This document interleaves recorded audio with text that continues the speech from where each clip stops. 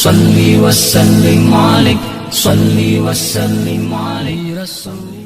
Hadirin hadirat muslimin muslimat yang dimuliakan Allah subhanahu wa ta'ala, sampai masanya tiba, datang malaikat membawa kain kafan min nur, dari cahaya. Lalu malaikat menampungnya, keluarlah roh. Sejuk terasa dari kaki, naik ke atas, naik, berhembuslah dia dari mulut. Wa nafakhtu fihi min ruhi, aku hembuskan, aku tiupkan. Dulu waktu masuknya ke tanah, ke daging itu ditiup, maka keluarnya pun juga keluar. Maka mata memandang, ruh keluar. Biji mata memandang, keluar biji mata. Makanya orang yang mati itu matanya terbuka. Makanya yang pertama kita lakukan menengok orang mati adalah memejamkan mata. Allahumma ghafir li abdus samad warfa' darajatahu ma'al ghabirin, inna lillahi wa inna ilaihi raji'un. Makanya saya jarang-jarang datang bila ada sebut, Ustaz ada orang meninggal dunia, sudah lama, baru sejam, nanti saya datang. Sebab apa? Saya takut nak pejamkan mata dia. Agak-agak sudah dipejamkan orang, baru saya datang. Saya datang, dah 3 jam, 4 jam, alhamdulillah saya datang. Belum tutup lagi. Iya. Kenapa? Menunggu Ustaz Somad. Paksalah saya tutup. Allahumma firli fulan ibn fulan warfa' darajahum al-ghari, inna lillahi wa inna ilaihi. Mana istri yang katanya sayang, kaulah bulan, kaulah bintang, setengah nafasku pergi, buah hati bulayan jiwa. Ketika roh ada dari jasad, memang betul kata dia sayang, tapi manakala roh keluar dari jasad, dia pun takut menengok mata kita. Dia takut menengok kita. Dia takut jam pukul 2 malam, jam 1 tutup balik. Na'udzubillah. Begitulah kalau kematian sudah tiba. Sampai pada akhirnya dia tutup, innalillah wa inna ilaihi raji'un.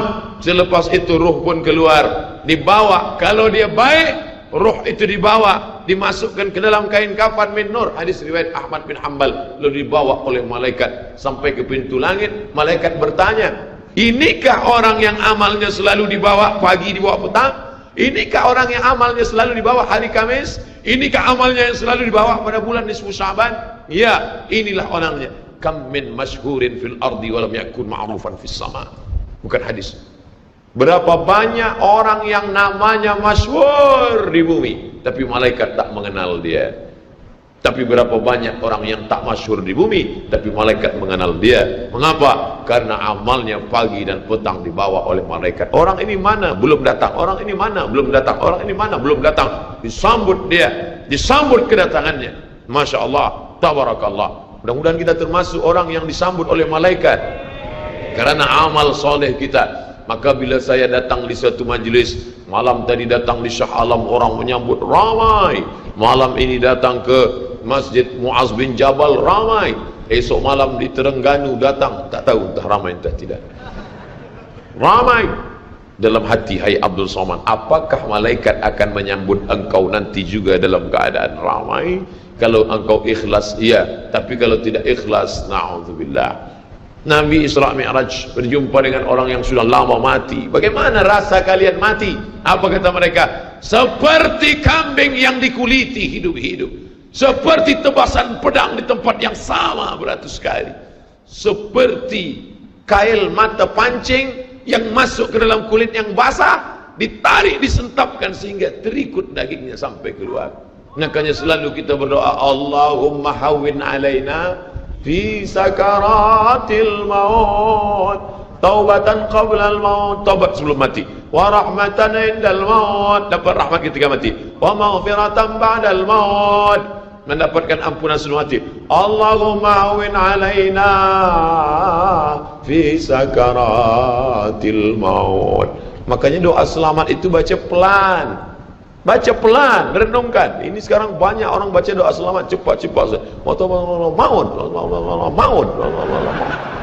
Apa maut aja nih? Saya tak pernah menghafaz doa itu pakai kertas, tak pernah. Wa taubatan qabla al-maut, wa rahmatan indal maut, wa maghfiratan, belum pernah. Kenapa Ustaz boleh hafaz? Sebab dulu dibawa oleh ayah, dibawa oleh bunda, dibawa dalam acara tahlil, dibawa dalam kenduri orang mati, dibawa. Tiap hari telinga mendengar Tuan Imam membaca pelan, maka kita ingat. Taubatan qabla al-maut, wa rahmatan indal maut. Anak-anak kita ini walaupun mereka lari sana sembang sini, tapi telinga mereka mendengar. Dan anak-anak ini hafaz. Kadang anak hafaz, ibu bapa tak hafaz. Sebab apa? Sebab dia golden age, usia emas. Mereka hebat, mereka kuat ingatannya, menangkap hafazan itu begitu kuat. Maka kita ajarkan mereka doa itu pelan-pelan. Sebab bila kita ajar kuat-kuat, mereka balik, dia panggil, ibunda dia panggil, cuba engkau baca apa doa tadi? Allah maut, Allah maut. Apa mau aja ni? Sebab di Iraq banyak orang mati, sebab di Suriah banyak orang mati, di Palestin banyak orang mati, di Rohingya banyak orang mati. Padahal maknanya amat sangat dalam. Allahumma hawwin alaina, ringankan kami fi sakaratil maut. Tidak ada gunanya amal banyak kalau tidak selamat dalam sakaratul maut. Makanya kita selalu minta kepada Allah, Allahumma khtim lana bi husnil khatimah wa la takhtim alaina bi su'il khatimah. Allahumma ja'al akhir kalamina, jadikan akhir kalam kami inda tihai ajalina, ketika ajal kami sampai, jadikan akhir kalam kami yang terakhir keluar dari mulut kami qaula la ilaha illallah Muhammadur Rasulullah. Allah biasa orang takbir ini nak pergi perang, menghadapi sakaratul maut penting juga takbir. Sebab di situ banyak segala macam godaan-godaan. Datang syaitan membawa air, katanya menjelang sakaratul maut itu haus, panas, haus, maka datang syaitan membawa air. Engkau sebut nama aku bagi air. Mau? Kata dia. Mau? Engkau mau? Sebut nama aku. Tapi bila iman kita kuat, maka dia tidak akan mampu untuk menggoda kita. Sampai kapan syaitan tak pernah berputus asa? Sampai bila? La atiyannahum min baini aydihim, aku datang dari hadapan, wa min khalfihim, aku datang dari belakang, wa an aymanihim, aku datang dari kanan, wa an syama'ilihim, aku datang dari kiri. Datang dia, datang dari hadapan, datang dari belakang, datang dari kanan, datang dari kiri. Oleh sebab itu yang banyak tuan-tuan yang ada berada di sini, tolong berzikir semua. Subhanallah, subhanallah, subhanallah. Kenapa? Dengan zikir itu maka larilah jin-jin setan yang ingin mengganggu. La'uwiyannahum, aku akan goda mereka, aku akan sesatkan mereka. Berapa lama? Madamat arwahuhum fi ajsadihim, selama ruh ada dalam jasad, aku tak akan pernah berhenti sampai akhir keluar jasadnya dalam keadaan mati, tidak menyebut Allah Subhanahu wa taala. Itulah punca mereka. Makanya kita selalu berzikir. Esok pagi terjaga dari tidur automatically, kerana kita sudah programkan di kepala kita, manakala terbuka, alhamdulillahilladzi ahyana ba'da ma amatana wa ilaihi nusyur. Selapar-laparnya orang beriman, manakala dia tengok makanan, terus saja dia ingat Allah. Allahumma barik lana fi ma razaqtana wa qina azabannar. Tapi ada setengah umat Islam, bila dah kenyang saja baru ingat Allah. Alhamdulillah. Bila tak kenyang tak ada ingat Allah SWT. Na'udzubillah. Oleh sebab itu maka inilah hidup yang singkat ini. Bila pernah kita bersedekah, itulah yang akan menolong. Laula aghartani ila ajalin qarib, kalau engkau beri aku umur panjang ya Allah, apa yang akan kulakukan? Fa as-sadaqah, aku akan bersedekah, wa akum minas salihin, aku ingin beramal saleh. Malam ini tajuknya Masya Allah, ini tazkirah terakhir, ini tazkirah akhir, last, dan tajuknya pun akhir pula. Mudah-mudahan ini tazkirah terakhir, tapi bukan terakhir bagi saya. Andai mati tidak masalah. Allahumma ja'al hayata ziyadatan li fi kulli khair. Kalau engkau takdirkan aku besok masih hidup ya Allah, jadikan hidupku itu ziyadatan li, sebagai amal tambahan. Kalau mati malam ini, Allahumma ja'alil mauta rahatan lana min kulli syarr. Kalau aku mati, maka kematian ini berhenti berbuat dosa. Orang beriman tak pernah sedih. Kalau dia mati, berhenti buat dosa. Kalau bertambah pahala. Andai Abdul Somad esok pagi masih hidup, bertambah pahala, dia akan tazkirah, dia akan bagi pelajaran. Andai Abdul Somad mati malam ini, alhamdulillah, berhenti melihat dosa. Dosa apa? Masuk airport, dosa. Masuk ke plane pesawat terbang, dosa. Dosa apa? Dosa mata. takkan tak kita tengok. Mata terbuka, takkan kita tutup.